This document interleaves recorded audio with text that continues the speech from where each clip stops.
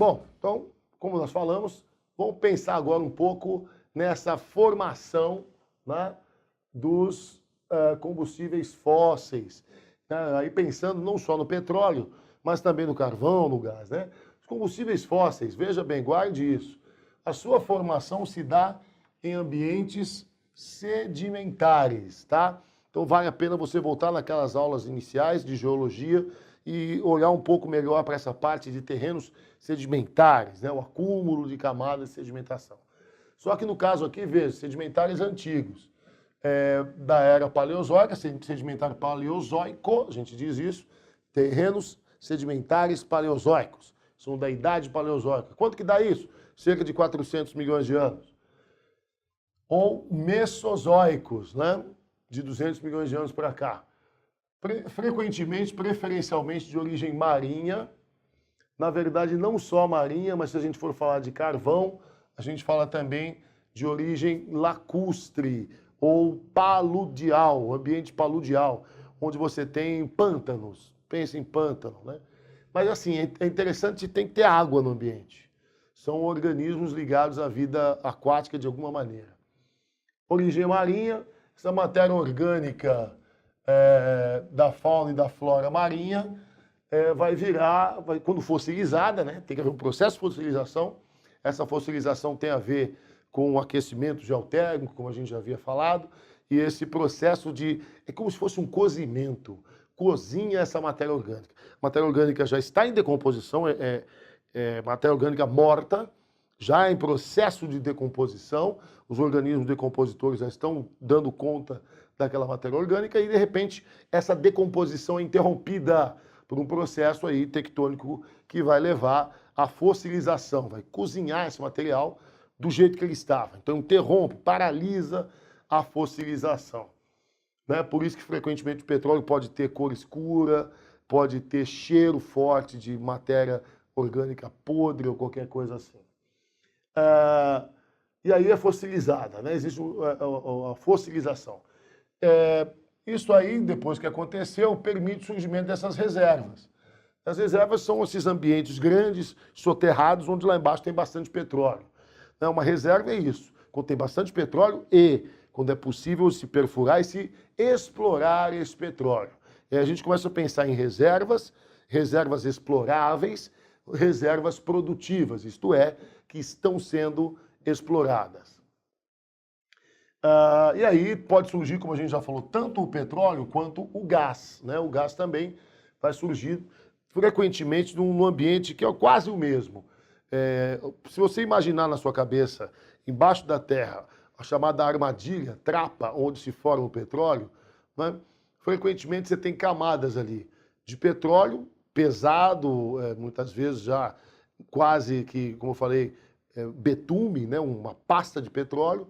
Às vezes você tem óleo e às vezes numa camada mais superior, geralmente numa camada superior, você vai ter o gás, um ambiente com o gás ali que você perfura para retirar e a primeira coisa que sai é o gás. Para você retirar o petróleo, às vezes você precisa de um pouco mais de tempo, um pouco mais de técnica, porque ele pode estar abaixo dessa camada. Bom, enfim, para a gente falar também do carvão, né? Como eu tinha mencionado. Carvão, então, esses ambientes aquáticos, mas não exatamente marinhos, pode ser lacustre, pode ser paludial, de pântanos, e alguns falam de madeira fóssil. Em alguns livros didáticos você vai ver isso, de madeira de floresta, qualquer coisa assim. Mas não só isso, não exatamente. Pode ser também qualquer matéria carbônica vegetal de porte variado. Grande porte, médio porte, já dá. Por exemplo, a turfa, né, que é o quê? Resto de folha, de grama, de gravetos, que entra em decomposição nas beiras de lagos. Esse material encontrado em vários lagos e pântanos em alguns lugares do mundo, pode evoluir dentro de um processo, se houver a fossilização, né? Pode evoluir para carvão, mas precisa haver também aqui a fossilização, processo de fossilização. Não se esqueça disso, né? Tem que haver a fossilização.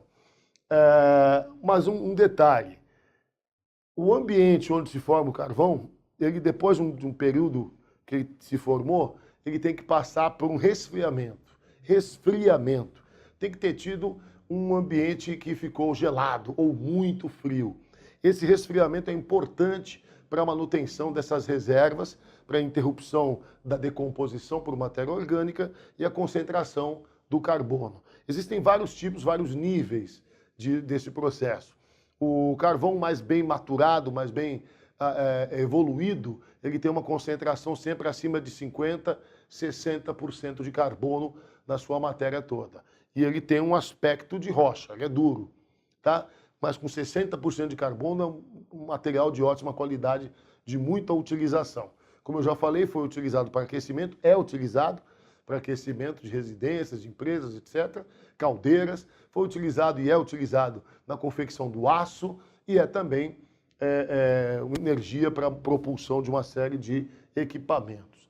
Agora a gente entra numa outra questão que é importante colocar, talvez duas. Uma delas é isso aqui. Quem controla, quem tem o controle, o domínio dos mercados de comercialização desses produtos, que, como nós vimos, são tão importantes na sociedade que nós vivemos? Bom, a gente fala de cartéis. Quando fala de cartéis, são grupos de empresas, corporações, né? Ou de países, grupos de países. Olha só, a gente dividiu em A e B. A, grandes empresas, que frequentemente são dos Estados Unidos, do Reino Unido, França, Holanda, a China está entrando agora também nesse mercado e controlam preços de barril, refino, né, são as grandes refinadoras nos vários países, controlam então o fornecimento, a distribuição dos derivados, que são aqueles que a gente põe no motor do nosso carro, né, no combustível para o nosso carro funcionar. Gasolina, óleo diesel, etc. Cartel de países é a famosa OPEP. Talvez se ouça falar mais desse aqui do que do primeiro, mas os dois são igualmente importantes e o alcance das empresas é até maior. Como eu falei, você não põe petróleo no motor do seu carro, você põe gasolina. Então quem controla a gasolina, né, os derivados, tem muito mais controle sobre a sua, minha, nossa vida. A OPEP é uma organização de países produtores e exportadores, né? Nem todo país que tem bastante petróleo faz parte da OPEP. Formou-se no Oriente Médio e expandiu-se para a América do Sul, com o Equador, com Venezuela, na África, Argélia, Nigéria, Angola fazem parte e controlam os preços de barril, fornecimento de óleo bruto. E a pergunta é, como é que controla o preço? Oferta e procura. Se a oferta está muito grande, o preço tende a cair. Então eu posso controlar essa oferta. A oferta é a produção, a extração. Se eu extrair menos, a procura, a demanda é sempre grande. Se eu extrair menos, tem menos petróleo, o preço sobe. E não tenha dúvidas que quando é necessário para eles, eles fazem isso. Muitas vezes combinados aqui uns com os outros, enfim, tudo é possível. Tá certo? Esse é um ponto importante. Depois nós vamos voltar para falar com vocês agora da distribuição dessas reservas pelo mundo. Esse é um outro ponto importante que a gente precisa ver.